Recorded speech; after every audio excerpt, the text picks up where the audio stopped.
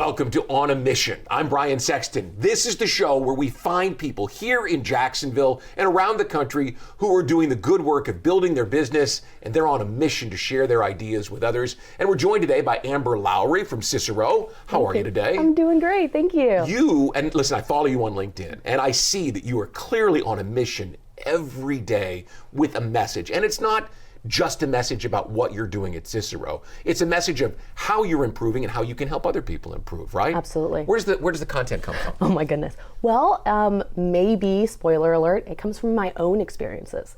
So a lot of what I do is I don't have a huge budget. I don't have a team behind me that's working on my content. And a lot of it comes from my own self-experience with my team, with my clients in the days prior, where I'm like, what was the struggle? What was the insight that gave me the aha moment? What was the light bulb moment in a breakthrough with an employee?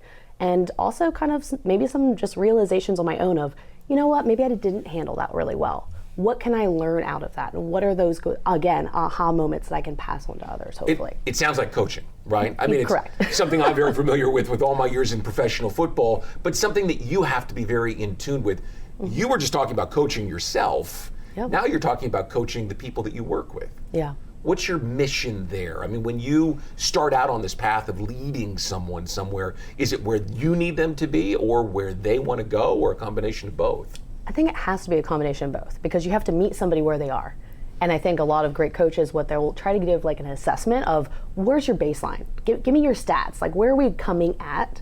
And then where do we want to go together? Right. Because I think a good coach is going to ask the right questions to figure out where you want to go and make sure there is an alignment too.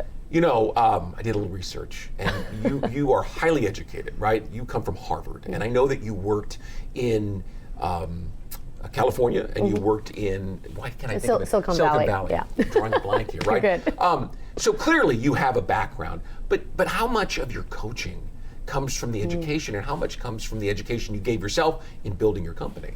I was actually listening to a book this morning, and I think it's really funny because as I listen to books, I find that if you listen or read any book, you'll find from those authors, they're like, I don't remember much of my education. A lot of that isn't necessarily applied today. Right. And so I think there is something about my own education, learning on the fly, reading and absorbing from other amazing leaders, but also from a coaching lens, quite honestly, that's gotten me the exponential growth that I needed personally. Because let's be honest, we all have a little bit of an ego. Oh, listen, I mean, I deal with a lot of egos in a professional football locker room, let me tell you. Imagine. But they have to deal with mine when I come in there sometimes too. And that's one of the hardest things that you have to do. It's one thing to have the knowledge and to be ready to share it with someone and coach them, but sometimes you have to coach them to be coached. Yeah, right? absolutely. To get them to that point where they will listen more than they talk.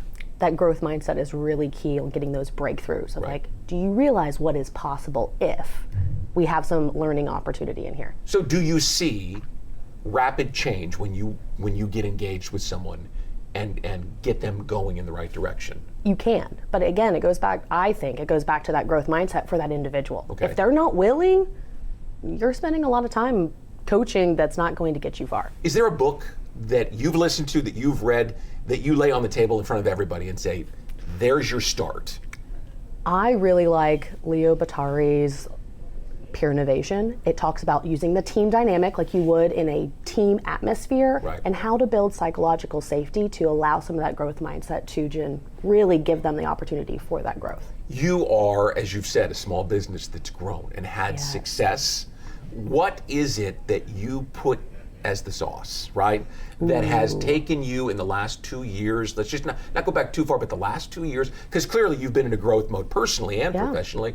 Can you say there's something that has happened, whether it's a book or a podcast or an event with a client, that pushed you? I would say I'm currently working with an amazing individual that has built programs around coaching to allow me as an executive to not have to do every coaching opportunity within my team. Okay. And her methodology, her name's Jacqueline Wales. I appreciate her so much, but she took a lot of her own experiences to help my team grow. But it's about building trust.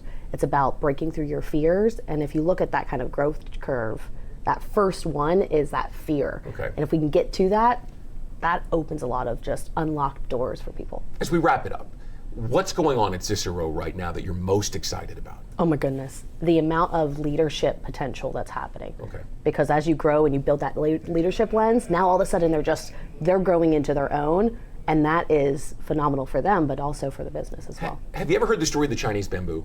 Right? I have, You yeah. plant the seed and you water it, and for the first year you see nothing. And the second year you water it and you nurture it and you see nothing. And the third year and the fourth year you do the same and you see nothing. And then in the fifth year you see a sprout, and in the next 6 weeks you see 80 feet. Right? It sometimes feels like that's the key to building a small business. You so just true. keep watering and nurturing, and then all of a sudden, perhaps it sounds like maybe you're looking for 80 feet of growth. Yes, absolutely. I love that. That's the first time I've heard that. See, you come to On a Mission, and we leave you with a thought. I love it. And the best part about it is we don't own it, so you can share it with everybody that you meet. Beautiful. Amber Lowry from Syssero, thanks for coming to On a Mission. you so much. It was I great to see you appreciate it. this morning. Absolutely. And we're here every week helping you understand what your mission is through the lens of people who are on their own.